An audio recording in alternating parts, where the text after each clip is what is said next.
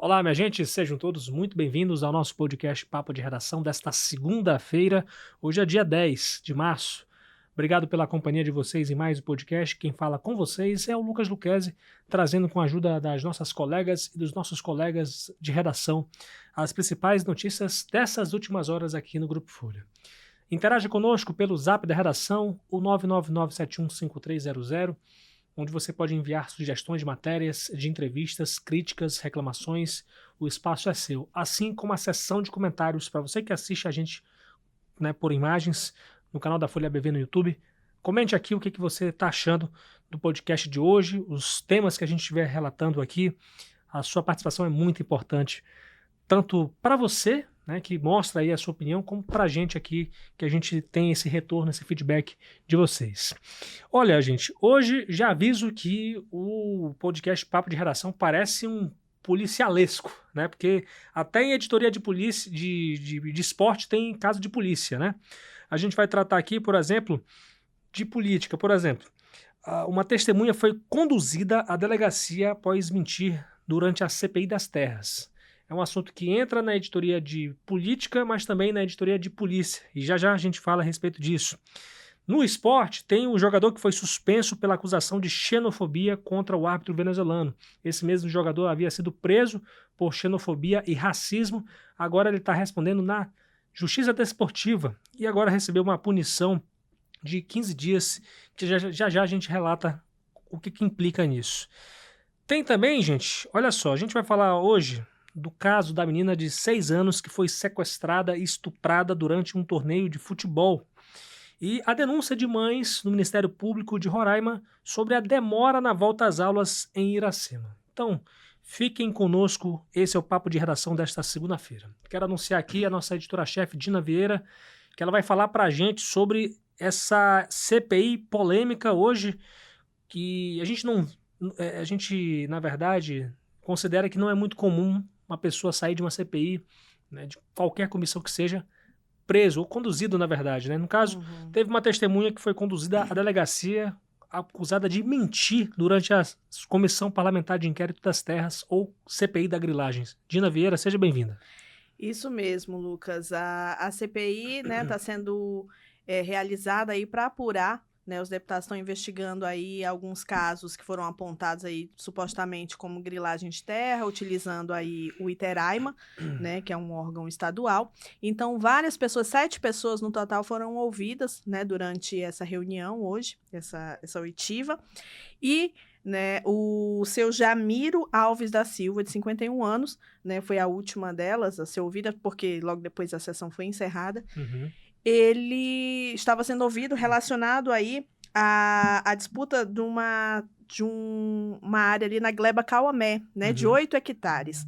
Desde 2019, né, você tem aí essa disputa nessa área, e o seu Jamiro, ele atua como procurador, segundo ele, do proprietário dessa área, que seria chamado apenas, ele falou que o nome do rapaz seria Almiro, né, então ele disse que ele era procurador, mas durante aí o depoimento, ele teve vários momentos aí que ele, né, caiu ali em contradição. Ele disse para os deputados Jorge Everton e Renato Silva, que eram quem estavam conduzindo ali, de que que ele tinha conhecido esse rapaz, ele apenas conhecia de vista esse rapaz, e aí, né, eles questionaram por como que você se torna procurador de uma pessoa que você mal conhece, né, e ele disse que a intenção dele era ajudar na regularização desse terreno e que ele visava aí ganhar, né, um dinheirinho ali diante disso, né, após essa regularização. Sim.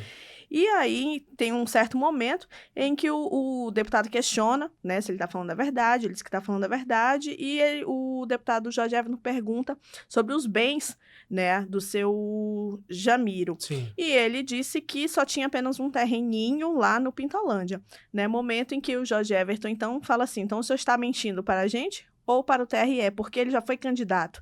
E na declaração de bens dele ao TRE, consta mais de 10 milhões de reais em patrimônio. Uau. Então, nesse momento, aí o Jorge Everton, então, acionou, né, os policiais militares que ficam ali e perguntou se ele estava de brincadeira, né, porque ali era um momento sério. E aí fez ele ser conduzido, né, aí para dar mais explicações à delegacia. Ele foi para a Casa Militar, lá dentro da Assembleia, e depois seria conduzido aí para a delegacia para Sim. prestar esclarecimentos relacionados aí a esses posicionamentos que ele deu durante a CPI. Né? A CPI deve marcar uma outra reunião, Uhum. né, uma outra oitiva, e até o momento a gente não sabe ainda o que aconteceu lá na delegacia, né, a gente está aí Aguardando, né? aguardando, mas na matéria tem esse vídeo, né, desse trecho, então se você quiser assistir, você pode acessar lá em folhabv.com.br, assim também como a declaração de bens aí do seu Jamiro, que foi candidato, né, a Deputado federal, deputado né? federal, com o nome Jan Engenharia. Tá bom? Então, lá na declaração dele tem 10.180.000 reais declarados. E entre esses bens aí estão fazenda, lotes urbanos aqui na cidade, tá bom? Então, essa foi a história aí que acabou, né, terminando com polícia hoje na Assembleia. Que situação, né? E o cara, inclusive, mostrou bastante nervoso, né? Sim, ele Tava estava bastante com nervoso. essas perguntas.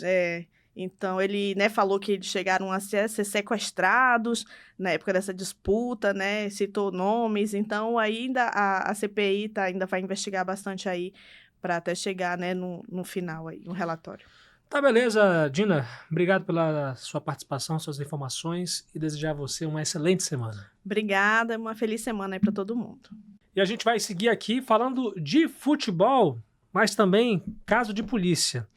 Uma menina de 6 anos foi sequestrada e estuprada durante um torneio de futebol. Quem explica melhor pra gente, Marília Mesquita. Bem-vinda, Marília. Oi, Lucas. Oi, para você que está nos acompanhando. Isso mesmo, Lucas. O JGLA, de 25 anos, ele foi preso em flagrante, suspeito de sequestrar e estuprar uma menina de 6 anos durante uma partida de futebol na Vila Tamandaré, que fica aqui no município de Mucajaí, na noite desse domingo, dia 9. Uma guarnição da 4ª Companhia Independente de Policiamento de Fronteira foi acionada para prestar apoio à Guarda Civil Municipal, pois, por volta das 19 horas, o locutor do evento anunciou o desaparecimento da menina. Populares que estavam no torneio de futebol relataram aos policiais que viram a menina sair do local com um homem que conduzia um veículo modelo Saveiro de cor branca com destino ignorado. O pai da menina, ele contou que tinha saído para comprar uma pizza e quando retornou, a filha não estava no local que ele havia deixado. E aí, diante dessas informações, as equipes iniciaram diligências para localizar a vítima e o suspeito, e no momento dessas diligências estava chovendo também. E aí, após buscas pela região, cerca de 15 quilômetros do campo de futebol, os policiais encontraram um veículo parado na beira da estrada e realizaram a abordagem. No momento dessa abordagem, o homem ele estava em visível estado de embriaguez e a criança disse que queria o pai. O suspeito, ele disse aos policiais que estava participando do torneio de futebol e que estava indo deixar a menina na casa da mãe dela e tinha se perdido. Porém, Lucas, o nome que ele deu não condiz com o verdadeiro nome da mãe da criança. Já a menina, ela contou que o suspeito tinha chamado ela para jantar e que ao entrar no carro, ele saiu da estrada de chão e que em determinado momento o homem parou o carro na beira da estrada, começou a beijar sua boca e a acariciá-la. A vítima continuou dizendo que o homem queria engravidá-la e que chegou a colocar o órgão genital para fora e ela começou a chorar. E após esse relato, o homem foi preso e apresentado na delegacia de polícia do município para as providências legais e cabíveis. Que coisa nojenta, né, Marília? Ontem, assim, não é um caso aqui, mas ontem, na verdade, esse mês todo ele está cheio de datas especiais que valorizam e respeitam a mulher, né? A gente não sabe nem o que poderia ter acontecido, né, se a polícia não tivesse sabido num caso desse, né? Mas ontem foi comemorado a nível estadual o Dia de Combate ao Feminicídio. Então, que as pessoas elas possam ter essa consciência mais aberta sobre o quanto que a gente precisa lutar para defender e valorizar as nossas mulheres, né? E da mesma forma, estupro, gente. Estupro é inaceitável em qualquer tempo, em qualquer sociedade. Então, todo o nosso repúdio, nossa repugnância a um ato como esse. E muito mais ainda, parece que dosa ainda mais quando se trata de criança, né? Uma menina de 6 anos. Que coisa nojenta, né, Marília? Isso, asqueroso. E que bom que a polícia agiu rápido e localizou esse rapaz. E ele foi preso em flagrante. E aí fica aí realmente o nosso repúdio e a nossa atenção, o nosso cuidado para as nossas crianças. Lembrando sempre, não estou dizendo aqui que a culpa é do pai, não é isso. Mas para redobrar a atenção e o cuidado com as crianças, principalmente em locais públicos.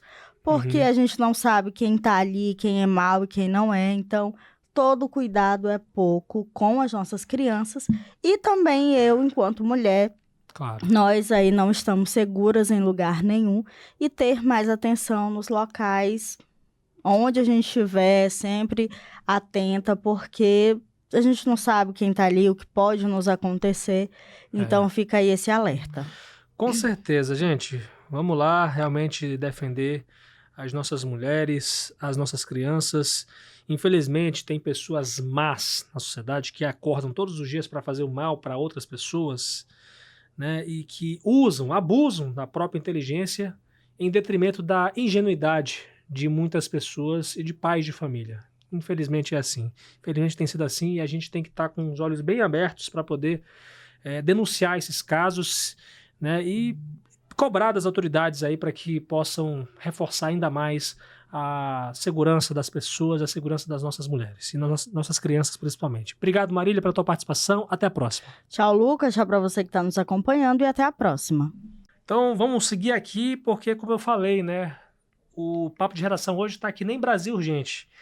Porque, veja bem, tem polícia até na editoria de esporte hoje. O jogador suspenso, aliás, o jogador que tinha sido preso por xenofobia e racismo, que foi solto já, agora responde um processo na Justiça Desportiva que decidiu suspendê-lo pela acusação de xenofobia contra o árbitro venezuelano Daniel Alejandro. Quem vai contar pra gente aqui os detalhes sobre essa decisão é o Lucas Castro. Lucas, seja bem-vindo. Obrigado, Lucas. Boa tarde para você, boa tarde para quem nos acompanha. É isso mesmo. A decisão ocorreu na sexta-feira da suspensão do atleta. Ele foi suspenso por 15 dias pelo Tribunal de Justiça Desportiva. O presidente do tribunal, né, o Márcio Leandro Aquino, suspendeu ele previamente, né? Preventivamente, exato. Então, ainda está correndo. Isso, a gente trouxe aqui na semana passada o caso, que o jogador teria sido detido, foi preso, passou por audiência de custódia, foi solto, teve aquele imbróglio ainda se ele ia jogar ou não, o jogo do Atlético Roraima, que aconteceu no sábado, e na sexta-feira teve essa ordem, né, do tribunal, e o jogador está suspenso por 15 dias, mas o que se sabe é que talvez ele possa perder as próximas partidas e, inclusive, não jogar o resto do campeonato. Exatamente. E ainda tem uma multa que pode chegar a R$100 mil. Que ainda vai ser analisada, evidentemente, Isso, né? Vão ser analisados todo esse processo. O que a gente entende é que a Justiça Desportiva viu como...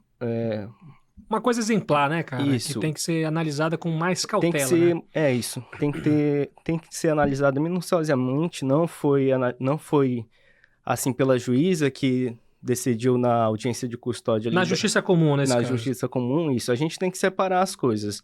Tem a justiça desportiva e a justiça comum. Então, pode ocorrer isso. Tramitar nos dois. Então, a justiça comum resolveu soltá-lo, né? Então, o processo ainda corre lá, ainda tramita, e na justiça desportiva ele foi suspenso. O que se sabe é isso, a gente aguarda ainda mais informações, mas talvez ele não volte a jogar nesse campeonato, não sei ainda se vão recorrer, com certeza devem recorrer nesse processo, dessa decisão. Então, o que se sabe é isso, e além da multa, né? A gente tem que ver essa questão da multa, porque R$100 mil para um atleta...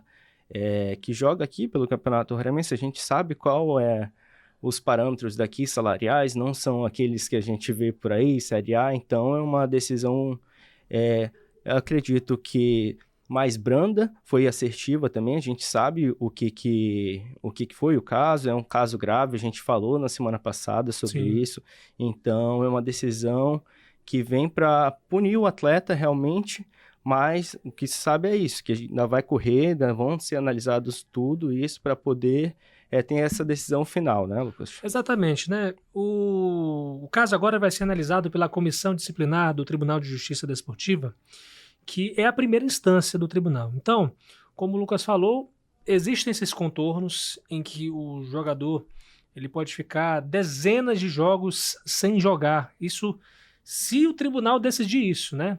A gente está falando aqui de hipóteses que podem acontecer nesse caso aí. A hipótese de ficar dezenas de jogos sem jogar, ele já está sendo suspenso preventivamente por 15 dias, e aí se você for usar essa conta a partir do dia 7 de março, ele está pelo menos fora de 3 jogos, que são os 3 jogos restantes do Atlético Roraima nessa primeira fase da competição, que é o jogo contra o São Raimundo, contra o Progresso e contra uma outra equipe, acho que é o Grêmio Atlético de Sampaio, se eu não me engano. Isso. Né? Exatamente, essas 3 equipes aí. Então, ficaria pelo menos fora da primeira fase. E a gente sabe que a situação do Atlético Roraima não é nada fácil nessa competição, na 7ª colocação com 2 pontos. Isso. Né? Então, é bem difícil, né?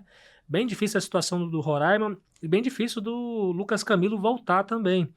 E Lucas, engraçado, a gente tá falando de vários Lucas aqui, né? Eu, você e o Lucas, que é o personagem aqui dessa matéria. E a defesa dele acabou de me passar aqui uma nota a respeito desse caso. É uma novidade que ainda nem foi incluída na matéria durante essa gravação aqui, mas eu passo a ler agora a nota do advogado Adriel Galvão, que representa aí tanto o Atlético Roraima quanto também o Lucas Camilo. Ele disse o seguinte, que o clube foi intimado nessa decisão e acionou o jurídico, e ao analisar a suspensão, entendemos que não há elementos para essa suspensão. Estamos dentro do prazo para recorrer. Agora ele fala o seguinte, que dizer que o atleta não poderia estar no estádio, pois estava cumprindo suspensão, não é crível, pois é comum atletas não serem relacionados por estarem suspensos e assistirem jogos em todo o mundo, mas somente em Roraima ele não poderia. Ademais, então, o advogado criticando aí a decisão do presidente do Tribunal de Justiça Desportiva. Ademais, segundo o advogado do Lucas Camilo, dizer que ele cometeu infração xenofóbica, ora, ao passar pela justiça foi entendido pelo judiciário como conduta atípica, ou seja, não é crime, mas mesmo assim o TJD suspendeu por 15 dias, isso sim será passível de recurso por parte do atleta e do clube em face da decisão que foi proferida pela Justiça Desportiva Roraimense de forma desacertada. Então, aí o posicionamento da defesa do Lucas Camilo e do Atlético Roraima, uma defesa legal nesse caso, ficando completamente satisfeita aí em relação a essa decisão de suspensão.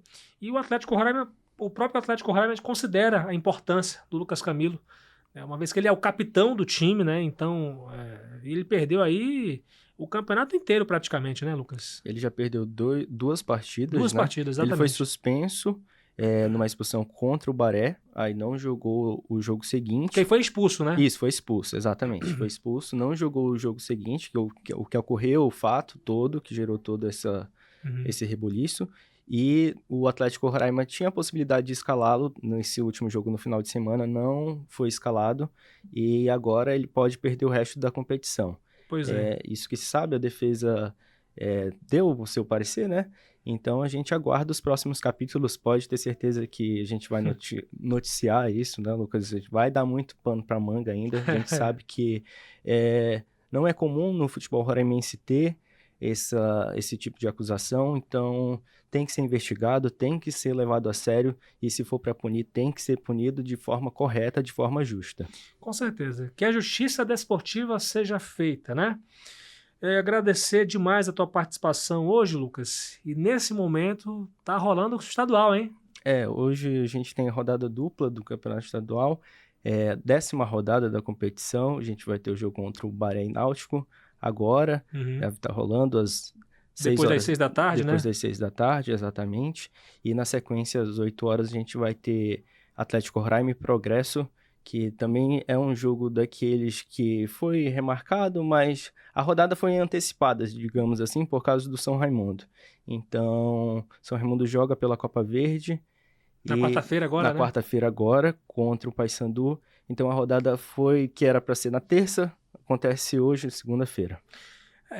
Eu acho, sinceramente, até melhor, né? Até melhor, até porque dá um pouco de descanso aí pro campo. Não Isso. sei se isso vai ser o tanto suficiente, porque começou a chover, meu amigo, aí tu vai ver a quantidade de lesão que vai ter nesse campeonato também. Esperar com que também o São Raimundo tenha muita cautela, né? E se represente bem aí o estado de Roraima na Copa Verde diante do Paysandu. Olha, Lucas, muito obrigado pela tua participação. Até uma próxima. Muito obrigado você, Lucas, que agradeço. Até mais. Olha, gente, antes de fechar aqui, a gente tem uma denúncia que foi formalizada hoje na promotoria de Mucajaí, que também atende o município de Iracema. Olha o seguinte, as mães de alunos da Escola Municipal Criança Feliz, na Vila Campos Novos, zona rural de Iracema, ficaram tão cansados pela falta do transporte escolar, que aí decidiram sair da sua própria casa, do seu próprio município, da sua própria zona de conforto, para ir até Mucajaí, procurar o Ministério Público de Roraima e denunciar o próprio município de Iracema. De acordo com essas mãezinhas, até hoje a Escola Criança Feliz não iniciou o ano letivo. E, inclusive, essa denúncia foi até publicada pela Folha. Segundo o que foi dito aos familiares dos alunos, uma licitação envolvendo o transporte escolar do município está sendo investigada pela Polícia Federal e as atividades dos ônibus estão paralisadas. Com isso, cerca de 300 estudantes do ensino fundamental estão sem aulas por tempo indeterminado. É inacreditável, né, uma coisa dessa. Inacreditável que a gente está em março. Hoje é 10 de março, gente. E as crianças ainda não começaram a estudar em 2025. É inacreditável mesmo, né? E resta aqui a gente cobrar das autoridades uma resposta. Porque se for realmente essa questão aí o contrato está sendo investigado e tudo mais, alguma coisa tem que ser feita de uma forma emergencial. Então é complicado realmente, né? Segundo aí a Thaís Hilary da Silva, que é mãe do aluno Johan Davi, de 4 anos, ela disse que o seguinte, que a maioria dos alunos moram próximos à unidade e não precisam do transporte coletivo, mas aí deixa aí outras centenas de crianças sem acesso à escola. Ela relata que após a denúncia feita à Folha, o comunicado de volta às aulas, que valeria para o último dia 6, foi excluído do grupo de mensagens de comunicados aos pais sem previsões de retorno. Além disso, outra denúncia feita ao MP pelas mães foi a falta de fardamento. Segundo a mãezinha Simone Silva, há 2 anos a escola não oferece uniforme de forma gratuita. E a preocupação é que, sem estar com os filhos frequentando a escola, o Conselho Tutelar possa intervir e cortar o contato dos filhos com as mães, podendo até mesmo perder a guarda das crianças. Ao todo foram 4 denúncias feitas por elas, além do fardamento e a cobrança de retorno das atividades escolares. Elas apresentaram ao Ministério Público denúncias envolvendo o recolhimento de lixo na vila e a falta de medicamentos na unidade básica de saúde da região, né, que atende lá Campos Novos, a Vila Campos Novos, que eu amo demais a Vila Campos Novos, hein, gente? Amo demais mesmo. É um lugar maravilhoso. Tenho, inclusive, saudade e espero voltar logo lá. A reportagem tentou contato com a Prefeitura de Iracema, mas até o momento não teve retorno. O espaço segue aberto. E agora é o seguinte, gente, na maioria das vezes que a gente tem procurado Iracema aqui, a gente não tem um retorno. Não é retorno para a gente, não. É retorno para a população de Iracema, que precisa abrir os olhos em relação aos seus gestores, né? Não é possível, gente, não é possível que é tanta coisa, tanta denúncia que vem de Iracema e nada é resolvido. É, no mínimo, estranho uma coisa dessa, né? No mínimo, estranho.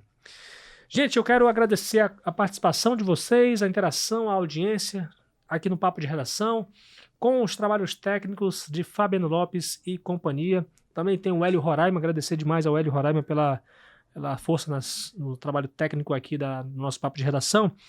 Eu, Lucas Luquezzi, convido vocês a acompanhar as nossas redes sociais. A Folha BV está no Instagram, no Facebook, no X, no YouTube. Rádio Folha BV no Instagram, Folha FM 100.3 no Facebook e no YouTube. Eu estou lá no Instagram como Lucas Luquezzi.